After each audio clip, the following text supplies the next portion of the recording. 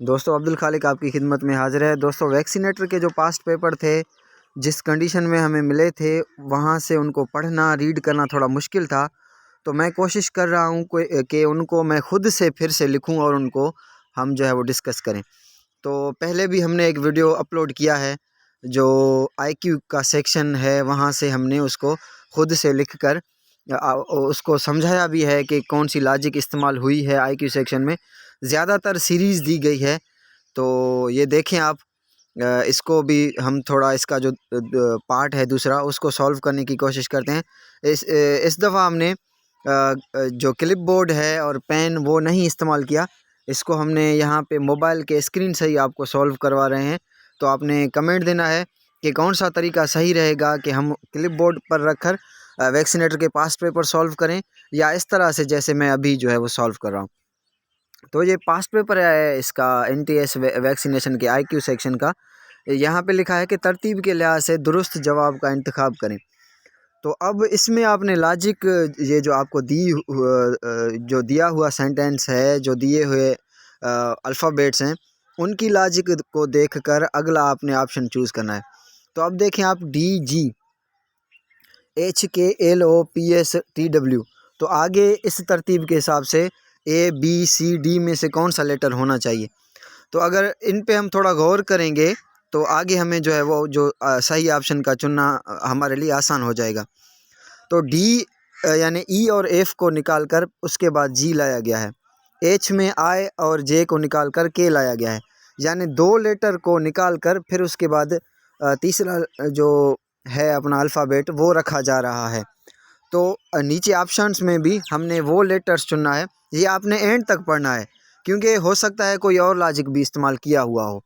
तो आपने पहले लॉजिक को समझना है कि कौन सी लॉजिक इस्तेमाल की गई है, कौन सी ट्रिक अप्लाई की गई है इन यानी लेटर्स को यानी रखते वक्त। फिर आगे आपको सही ऑप्शन को चूज़ करना आपके लिए आसान हो जाएगा। तो यहाँ जो मुझे समझ आया है वो ये है कि दो लेटर्स को रिमूव करके तीसरा लेटर जो है वो रखा गया है। तो यहाँ जो ऑप्शन है उसमें एक्स में भी ऐसे ही है। जो पहला ऑप्शन है कि एक्स वाई जेड को रिमूव करके फिर ए को रखा गया है। बाकी जो बी सी और डी ऑप्शन है उनमें हमको इस तरह की कोई मैचिंग नज़र नहीं आती। तो इसका जो करेक्ट ऑप्शन होगा वो ए होगा।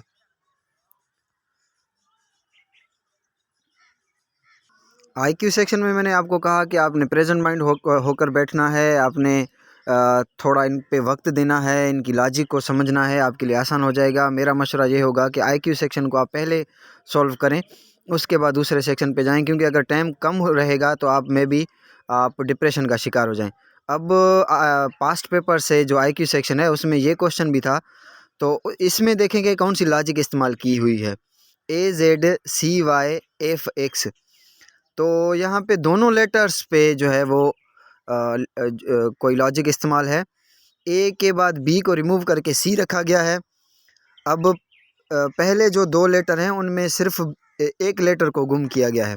अब आगे सी और एफ हैं, इसमें सी डी और ई दो लेटर को गुम कर दिया गया है।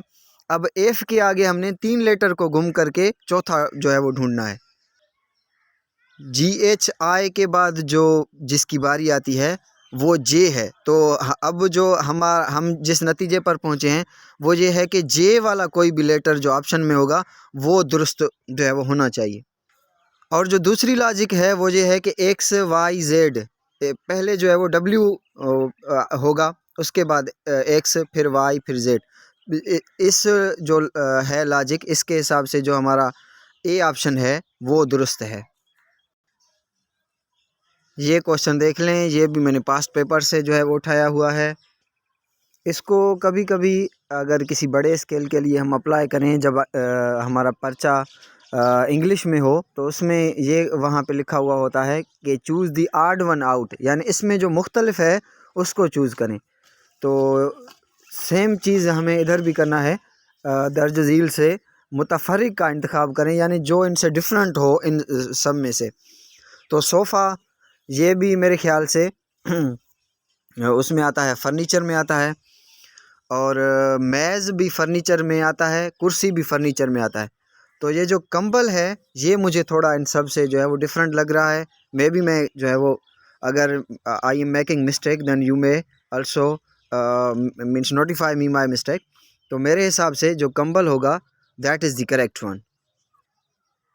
दोस्तों ये भी पास्ट पेपर में आया था, इसको देख लें। बी, आप जो बीच वाला लेटर है फ़िलहाल उसको छोड़ दें, B B D D F F H H. तो आगे जो आना चाहिए, क्योंकि एक लेटर को गुम करके उसके बाद जो है वो ये यानी दूसरा लाया जा रहा है, तो एच एच के बाद आई को गुम करके जे को जो है वो आगे जो है वो हमारा ऑप्शन होना चाहिए। और बी के दरमियान वाला जो है अल्फ़ाबेट, उसमें भी ये है कि सी के बाद ई को जो है वो यानी लाया जा रहा है, इसमें भी एक अल्फ़ाबेट को गुम किया जा रहा है। तो एच के बाद जी एच आई जे होना चाहिए, और आई जो इसके एच के बीच में है आई जे के होना चाहिए। तो ये जो हमारा पहला ऑप्शन है इसमें के भी है और जे भी है। तो जो फर्स्ट ऑप्शन है मेरे हिसाब say that is the correct option. ये क्वेश्चन देख लें, ये भी पास्ट पेपर आईक्यू सेक्शन से हमने उठाया हुआ है। तो इसमें जो बीच वाला लेटर है उस पर आप जो है वो थोड़ा फोकस करें, ए बी सी डी। अब जो आगे ऑप्शन है वो हमारे पास बीच में ई आना चाहिए। अगर इनमें दो ऑप्शन में ई होता तो हम फिर कोई और लॉजिक भी ढूंढते। तो ये जो है पहला हमारा ऑप्शन है, दैट इज़ करेक्ट वन। तो आपने टाइम बचाना है, और टाइम ज़्यादा बचाने के चक्कर में ऐसा ना हो कि आप गलत कर जाएं। आप इसको थोड़ा टाइम दे दें और उसको यानी डिफरेंट एंगल से देख लें। दोस्तों इन टेस्टों की तैयारी के लिए आप हमारा यूट्यूब चैनल, हमारा व्हाट्सएप ग्रुप और हमारा जो है यानी वेबसाइट है वहाँ पे जाकर प्रिपरेशन कर सकते हैं। तो इसका लिंक मैं इंशाल्लाह यहाँ पे अपने इस वीडियो के नीचे रख दूँगा। हमारे जो है हमारा व्हाट्सएप ग्रुप और जो हमारा वेबसाइट है और जो हमारा यूट्यूब चैनल है, ताकि आप आइंदा हमारे आने वाले वीडियो से जो है वो बाखबर रहें। Thank you.